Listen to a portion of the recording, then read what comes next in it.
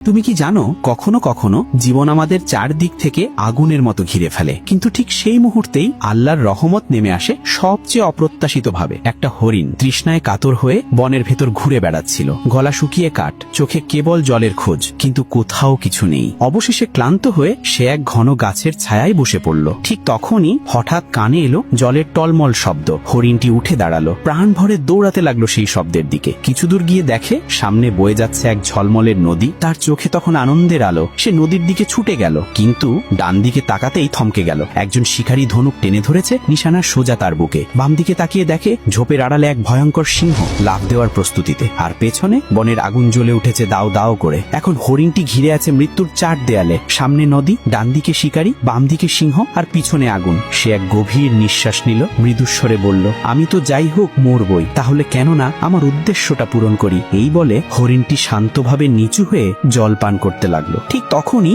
আকাশ ঘন কালো মেঘে ঢেকে গেল। বজ্রপাতের শব্দে বন কেঁপে উঠল। শুরু হলো প্রবল বৃষ্টি। বৃষ্টি নিভিয়ে দিল আগুন। শিকারী তীর ছুড়ল, কিন্তু হাত পিছলে গেল। তীর সোজা গিয়ে সিংহের গায়ে লাগলো। সিংহ রেগে গর্জে উঠল আর শিকারীর পিছু নিল। হরিণ যখন মাথা তুলে চারপাশে তাকালো, দেখলো না আগুন আছে, না সিংহ, না শিকারী।